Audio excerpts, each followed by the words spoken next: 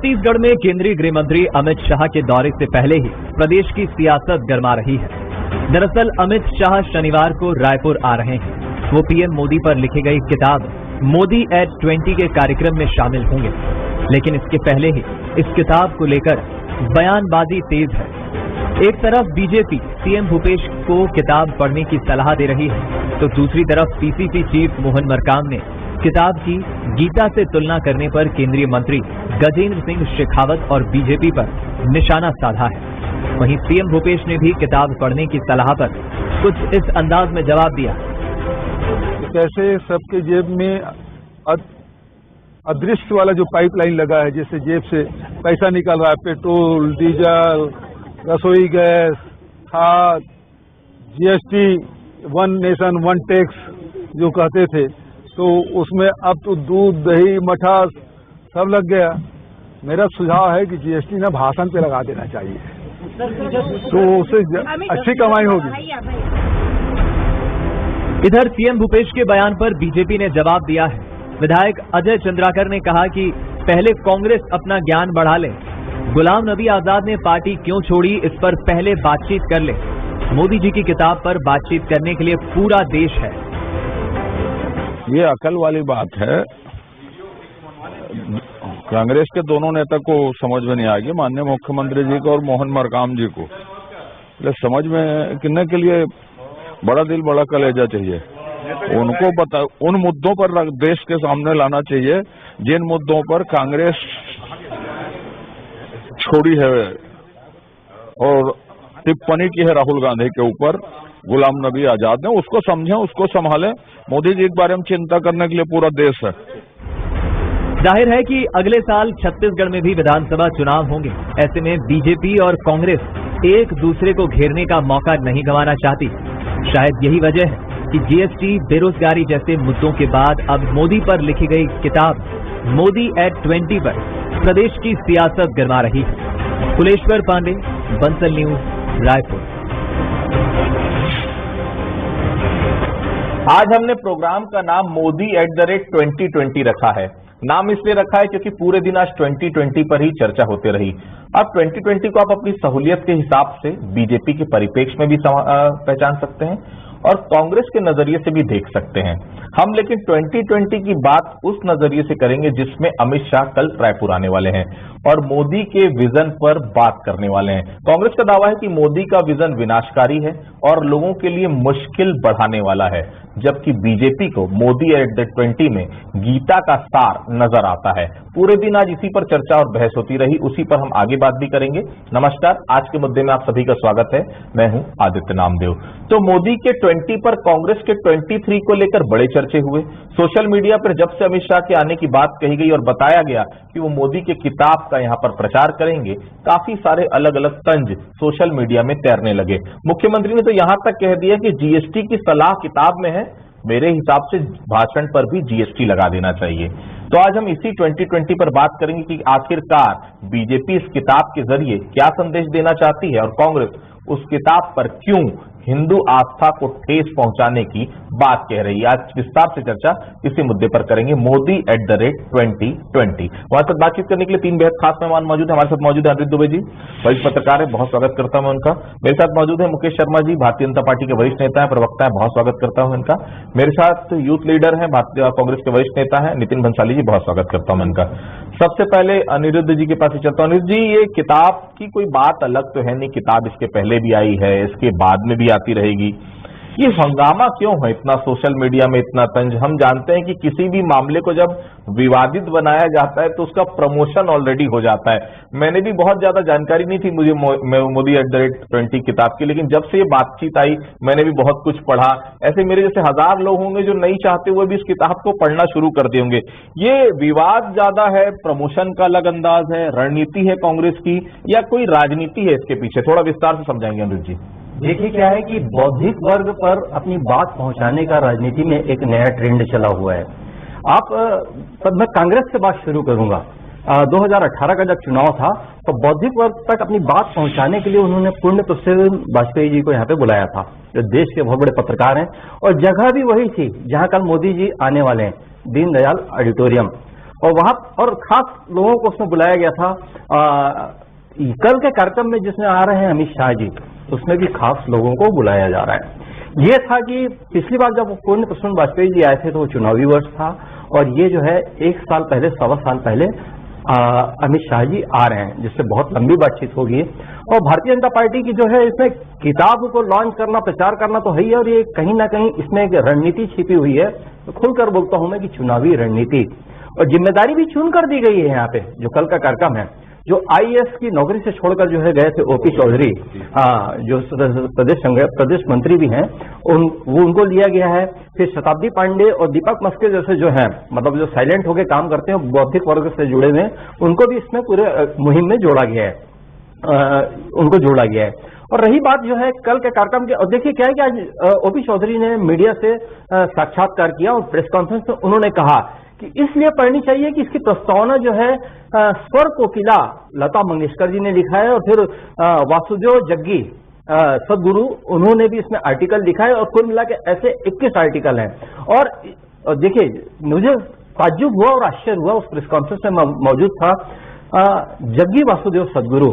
वो आमतौर पे सब चीजों से बहुत दूर रहते हैं, हालांकि यह है कि मतलब नदी और पर्यावरण को लेकर उनकी बहुत चिंता दिखती है, लेकिन उनका आर्टिकल आना मतलब कहीं ना कहीं युवा वर्ग को वो प्रभावित करेगा, क्योंकि युवा वर्ग में उनकी काफी अपील है। और बाकी भी जो है पूरे 21 लोगों को हम जोड़ के देखें तो बहुत बड़े बड़े नाम हैं, तो ये कुल मिलाकर हलचल तो पैदा करेगी ये किताब, ऐसा मेरा मानना है।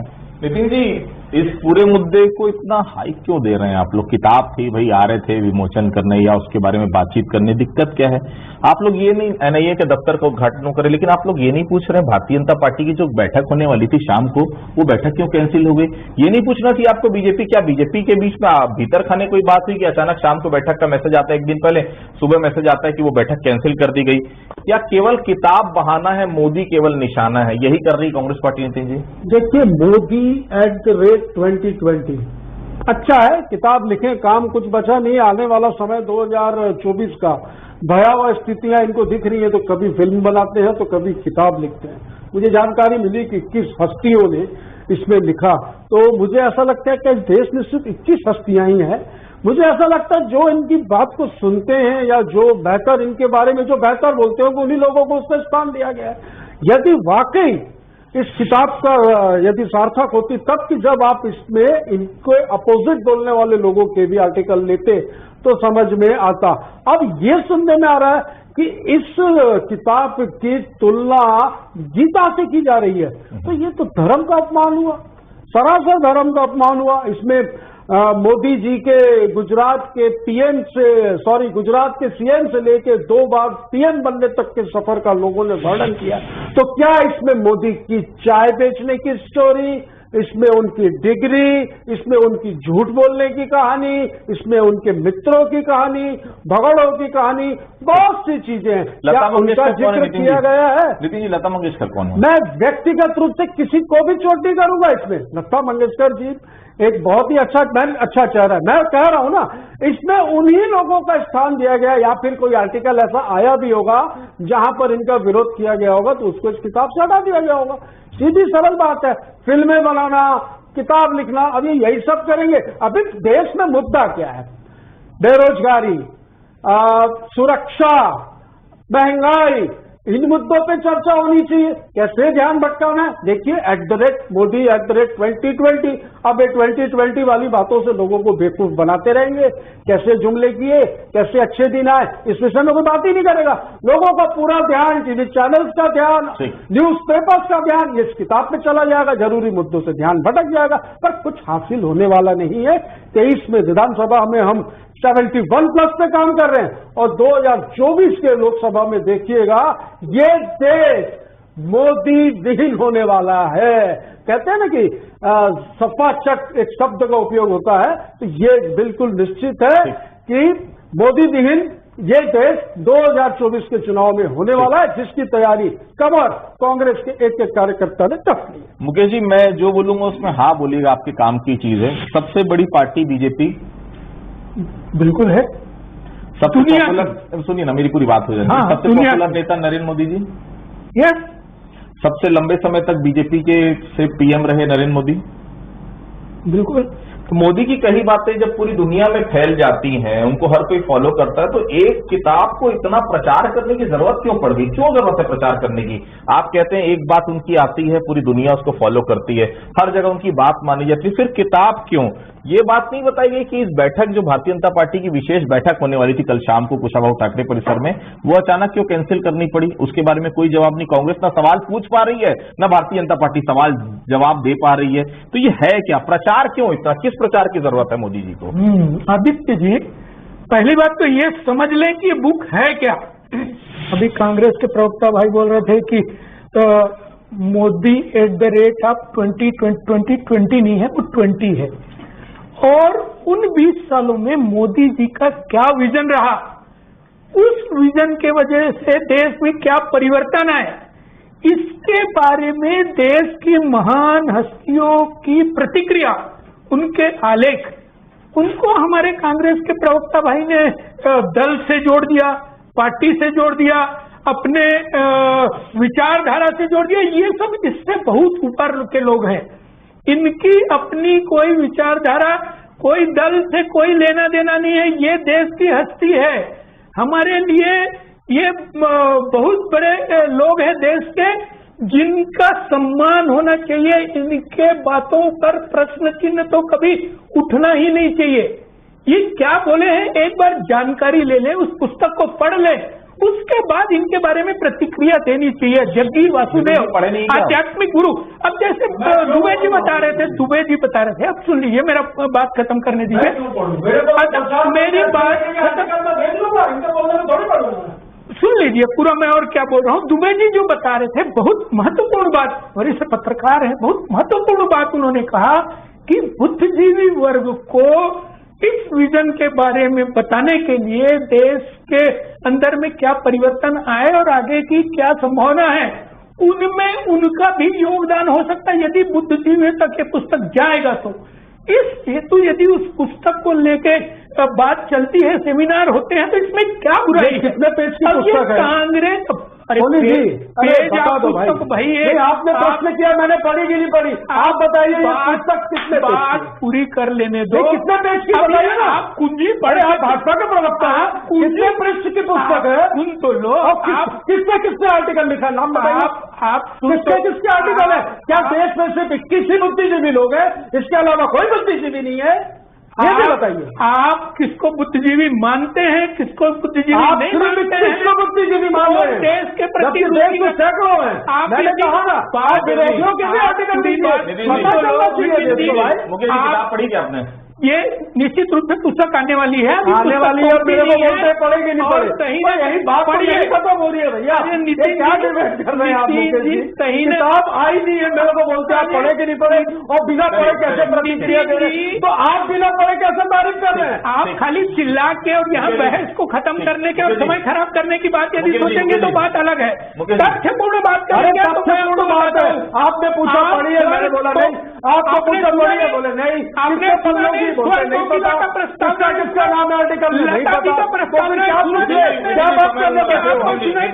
लता जी का प्रस्ताव, लता जी बात आपने पीवी सिंधु क्या सिर्फ इस देश में 21 लोग हैं बुद्धिजीवी, बाकी कोई नहीं है? अरे आप बुद्धिजीवी पे प्रश्न उठाओगे, क्या बात करना चाहिए, क्या विषय में बात कर रहे हैं? आपके पास आता हूँ। अनुज जी, हर सिक्के के दो पहलू होते हैं, इसमें कोई दो राय नहीं कि चीजें जो चल रही कहीं ना कहीं, देखिए प्रमोशन हर चीज का बहुत जरूरी होता है। वो किताब है, और जितना मैं जानता हूं, मुझसे बेहतर आप जानते हैं, मोदी जी कोई भी काम करते हैं तो उसके पीछे बहुत बड़ा कोई ना कोई सार होता है। अब वो किताब जिसके बारे में कोई जानता नहीं था, कोई डिस्कशन का सब्जेक्ट नहीं था, आज हर आदमी के मुंह पे वो किताब है। अच्छे से बुरे से कांग्रेस का अपना नजरिया हो सकता है, भारतीय जनता पार्टी का अलग हो सकता है, लेकिन इस किताब में ऐसे कई नामचीन हस्तियां हैं जिनका व्यू अगर उस किताब में आ रहा है, निश्चित तौर पर विजन को भी क्लियर करेगा और कहीं ना कहीं भारतीय जनता पार्टी को भी इससे मदद मिलेगी। सवाल मेरा वही है, अमित शाह को प्रचार करने के लिए इस पुस्तक के क्यों आना पड़ रहा है? देखिए, जो अमित शाह जी को प्रचार करने के लिए क्यों आना पड़ा, और जहां तक कि मेरी जानकारी में अमित शाह जी का भी उस पुस्तक में एक आर्टिकल है, बिल्कुल है ना। और दूसरी बात यह है कि आज जो है नंबर 2 पे अगर कहीं देश में देखें तो मजबूत हस्ती, ताकतवर हस्ती तो अमित शाह जी नजर आते हैं। और आप उनके घंटे देखिए ना, कल वो रायपुर में कितना समय दे रहे हैं। कार्यक्रम तो खुल कर जो आ रहा है उनका 2 कार्यक्रम आ रहा है, एक जो है किताब वाला और एक और हाँ, और उसके अलावा और जो समय है पार्टी के खास लोगों से जो वो चर्चा करेंगे, जिसमें बड़े पदाधिकारी जो हैं, और उसके अलावा फिर तय होगा कि और किन से करना है। कैंसिल हो गया प्रोग्राम शाम वाला जी। ये तो इसको मतलब ये कि केवल पुस्तक से ही जोड़कर नहीं देखा जा सकता। और दूसरी बात जो आपने कहा ना कि पुस्तक का प्रमोशन, अमित शाह जी की बात जो है उस पर तो हो गई, प्रमोशन तो ये बहुत प्लानिंग से किया जा रहा है। देखिए आज इन्होंने इसके लिए बहुत सारे यहाँ पे दिग्गज नेता हैं प्रदेश में, उनको ना करके उन्होंने जो है ओपी चौधरी जी को आगे किया जो कलेक्टर थे, और उन्होंने नौकरी छोड़ के फिर जो है वो मतलब ये बीजेपी की धारा में आ गए। और एक चीज ये है कि उन्होंने क्या कहा प्रेस कॉन्फ्रेंस में, मैं समझता हूं उसका जवाब भी आने वाले कल में कांग्रेस की तरफ से आएगा और पुख्ता तौर पे देने की कोशिश भी करेंगे। उन्होंने कहा है कि मोदी जी का विश्व रिकॉर्ड बन गया है, world record Congress world record हो गया राजनीति में। पहले रिकॉर्ड बिल क्लिंटन के नाम पर था, मतलब पूरी 20 साल की यात्रा, पहले मुख्यमंत्री थे, प्रधानमंत्री, और आज ओपी चौधरी जी ने एक बात और कही कि मतलब यह है कि जो 2014 में जो चुनाव जीते थे और फिर 19 में और मजबूत तरीके से जीते, और गठबंधन की राजनीति को विराम देने वाली कोई हस्ती है तो नरेंद्र मोदी जी है। मतलब ये पूरी तैयारी के साथ जो है इसका प्रचार हो रहा है, और कहीं ना कहीं बीजेपी जो है अगर आ रही है किताब तो उसका जो है राजनीतिक फायदा लेने की भी कोशिश करेगी, क्योंकि अगले साल छत्तीसगढ़ में विधानसभा चुनाव है। लेकिन एक चीज तो बेहद साफ है और अनिरुद्ध जी भी ने भी बहुत क्लियर कर दी, पूरी तैयारी आने वाले विधानसभा चुनाव 2023 और आने वाले लोकसभा चुनाव 2024 की रणनीति है। अचानक देखिए जामवाल जी का आना, अचानक डी पुरेंदेश्वरी जो बहुत कम आती थी, अचानक उनका सघन दौरा, जामवाल जी 30 दिन में 20 दिन यहां पर रहते हैं, जबकि मध्य प्रदेश छत्तीसगढ़ दोनों की जवाबदारी, लेकिन बेस कैंप उनका रायपुर बनाया गया है। अमित शाह आ रहे हैं, इसके बाद ये जानकारी आ रही नड्डा जी भी आ रहे हैं, आरएसएस का भी बड़ा कार्यक्रम मोहन भागवत का। मतलब नितिन जी बेहद साफ है 2023 में बहुत आसानी से भारतीय जनता पार्टी आपको रिपीट नहीं होने देगी, और कोई स्थिति 14 और 70 की रहने वाली भी नहीं। हम सभी जानते हैं मेजर कोई डिफरेंस होता नहीं, 6 से 7 सीट का डिफरेंस दोनों ही पार्टियों के बीच में होता है। 2018 में बहुत ज्यादा विरोध था भारतीय जनता पार्टी का, और इसलिए वो उतना बड़ा आपको गैप 5 गुना का गैप आपको बीच में देखने को मिला। अब रणनीतिक तौर पर देखें तो भारतीय जनता पार्टी अचानक छत्तीसगढ़ में एक्टिव हो गई है। कांग्रेस के पास देखिए मोदी @20, इसके बाद फिर कोई किताब आएगी, फिर कोई नया, ये कहीं ना कहीं एक प्रमोशनल एक्टिविटी होती है पार्टी को पुनर्जीवित करने के लिए, पार्टी के लोगों को एक्टिव करने के लिए, और यूथ को, ये तो किताब बहुत साफ कहती है जैसे अनिरुद्ध जी ने बताया, यूथ की विचारधारा, यूथ को जोड़ने के लिए, क्योंकि 2023 का चुनाव बहुत हद तक यूथ पे ही लड़ा जाएगा। तो क्या ये रणनीति ऐसा नहीं लगता कांग्रेस के लिए आने वाले समय में दिक्कत करेगी? कोई दिक्कत नहीं है। कांग्रेस जो है आदित्य जी विजन से चलती है, टेलीविजन से नहीं। विजन पे काम हो रहा है, प्रदेश की अर्थव्यवस्था, प्रदेश गुलाम नबी आजाद चले गए आज नितिन जी, तो जाने दीजिए ना, बहुत कुछ दिया पार्टी ने उनको। वो बड़े नेताओं की बात है, उस नेताओं के बारे में या उस स्तर की बात करने के लिए मैं आपकी डिबेट में नहीं आया हूं। मैं स्थानीय मुद्दों पे बात करूंगा। अभी कह रहे थे कि वर्ल्ड रिकॉर्ड बनाया है जो प्रधानमंत्री बनने का, या रिकॉर्ड जो है उस किताब में उसका उल्लेख है, तो उसमें ये उल्लेख है कि झूठ बोलने में भी वर्ल्ड रिकॉर्ड बनाया। यही नमस्ते ट्रंप वाला जिक्र है क्या उसमें, जो कोविड से पहले लाखों लोगों को इकट्ठा करके नमस्ते ट्रंप किया? भारत में तो भारत में, अमेरिका में सरकार बनाने चले थे और साफ हो गए वहां पर जिनके लिए ये प्रचार करने गए थे। तो ये अगर स्वप्न देख रहे हैं जामवाल, डी पुरेंदेश्वरी, नितिन नवीन और क्या क्या आरएसएस और कौन कौन से नेता आ रहे आए, एक बड़ी बिल्डिंग खड़ी करते, मैं तो कहता हूं घर ले दे उनको यहाँ पे, यहीं स्थायी रहे, कुछ होने वाला नहीं है। सारे यहाँ पर पिटे हुए मोहरे छत्तीसगढ़ में मैंने अभी आंदोलन के दौरान भी देखे कि किस तरीके का इनके बीच में अंतर कलह और किस तरीके की वर्चस्व की लड़ाई वहां पर इनके नेताओं में नजर आ रही थी। चेहरा तो कोई है नहीं, क्योंकि बहन पुरेंदेश्वरी तो कह चुके हैं कि मोदी के चेहरे पे चुनाव लड़ेंगे। वो डॉक्टर रमन सिंह, अजय चंद्राकर, बृजमोहन अग्रवाल, नंदीराम कंवर, नंद कुमार का है, किसी को नेता नहीं मानती। चेहरा हमारे पास है, हम लड़ेंगे, जीतेंगे, और 71+ मैं कह रहा हूं आपको आदित्य जी, हम काम कर रहे हैं कि बची जो सीटें हैं हम उन पर भी फोकस कर रहे हैं कि कैसे हम इनको और अच्छे तरीके से मात दें और 71+ में हम सरकार बनाएं। पिछली बार अमित शाह आए थे, आपको याद होगा, मुकेश जी, नितिन जी, अनिरुद्ध जी सभी बैठे हुए हैं, 65+ का नारा वो देके गए थे, लेकिन वो 65+ शायद कांग्रेस के लिए देके गए थे। बहरहाल मुकेश जी, आज ओपी चौधरी जी का मैं बयान सुन रहा था, उनका कहना है कि हम किताब मुख्यमंत्री जी को भी भेजवा रहे हैं, और एक बड़े नेता का मैं बयान पढ़ रहा था कि आपने मोदी @20 किताब की तुलना गीता से कर दी। अरे ये किस दिशा में जा रहे हैं आप? इसका विरोध भी शुरू हो गया है। क्या गीता की तुलना मोदी जी की किसी किताब से, या 21 हस्तियों ने जो उसमें आर्टिकल लिखा है उससे क्या गीता की तुलना हो सकती है? देखिए आदित्य जी, इस पुस्तक के अंदर में क्या है, इसको लेके बड़ा भ्रम है कांग्रेस पार्टी में, और कहीं ना कहीं खुद भी पढ़ी नहीं है। ये आप बात पूरी सुन लो यार। खुद भी पढ़ी नहीं है और हमारे नितिन जी कंप्लीट कर लें दीजिए। अब आप सुन लो, जो भंसाली जी बोल रहे हैं और मुंगेरी लाल के हसीन सपने देख रहे हो, 2024 में सरकार बनाने की बात कर रहे हो, सपना देखने में आप हसीन सपने देख रहे हो, 2024 में सरकार बनाने की बात कर रहे हो। सपना देखो, मोदी जी ने सपने पे टैक्स नहीं लगाया, टैक्स लग गया। सुनने का तो संयम है नहीं, झूठ की बात करते हो। आपसे बड़ा झूठ कोई बोलने वाला हो सकता है? शराबबंदी कहाँ है? बेरोजगारी भत्ता कहाँ है? अच्छे दिन आ गए, बेरोजगारी भत्ता लोगों को रोजगार मिला, तो रिकॉर्ड आपके कालाधन आया, क्या आया भैया? गैस का सिलेंडर जो था 450 का 1000 पार हो गया, पेट्रोल 60 रुपए मिलने वाला 7 पार हो गया। पूरी सुन लो, बात कर रहे हैं झूठ बोल रहे हैं। मैं समझूंगा आपको जी, बात पूरी सुन लो, मुकेश जी कंप्लीट उसके बाद बात में बात करिए। मुकेश जी और ये कांग्रेस तो भारतीय जनता पार्टी की चिंता छोड़ो, भगदड़ मच गई कांग्रेस में यार जाने वालों की। क्या बात कर रहे हो? क्या आंतरिक कला की बात कर रहे हो? छत्तीसगढ़ का आंतरिक कला छुपा है 2.5 साल का मुख्यमंत्री वाला। कौन बोलता है? क्या हुआ? क्या हुआ? क्या था? 8 खबर है आपके पास? अरे आपके पास सुन लेते हैं, मैं समझ पा रहा हूँ। मुकेश जी टॉपिक चाहिए, मुकेश जी टॉपिक चाहिए। अरे खाली चिल्लाओगे बात भाई, 2020 में क्या क्या बताओ? बात कड़वा है। 8 लाख गरीबों को मकान नहीं दिए, ये आपके आप हमारे जो जीएसटी के और केंद्रीय पदों के जो पैसे 30,000 करोड़ रुपए वो दे दीजिए। छत्तीसगढ़ के साथ मंत्री ने बोला है, छत्तीसगढ़ के साथ किसानों के साथ गरीबों के साथ शराबबंदी नहीं कर पाते, ये झूठ है। आप शराबबंदी का पत्थर है सोनी जी, नहीं बना सोनी जी। लोग भैया प्यार से बोल रहा हूँ, गरीब लोगों के लिए बने मकान। आप शराबबंदी के पक्षधर हैं, ये आप शराबबंदी के पक्षधर हैं, कहीं न कहीं आप शराबबंदी के पक्षधर हैं। शराबबंदी हो कहीं न कहीं बात सुनने की हिम्मत नहीं है। मैं पूछो, अच्छा प्यार से बोल रहा हूँ। अरे सोनी जी, आप शराबबंदी के पक्षधर है क्या? मैं एक बात तो और इतना आप जो है आक्रोशित और सुन लो, प्रेम से पूछ रहा हूँ। सुन लीजिए एक मिनट, मैं समझ दूंगा। शराबबंदी के पक्षधर है कि नहीं है? चलिए मैं सवाल शराबबंदी होनी चाहिए, होनी चाहिए ना। 15 साल क्या किया? आलू छिला ये 15 साल क्यों बंदी की? ये डॉक्टर रमन सिंह रक्षाबंधन के दिन ऐसे बहनों से राखी बंधवाते हुए बोला था, ये शराबबंदी कर दूंगा,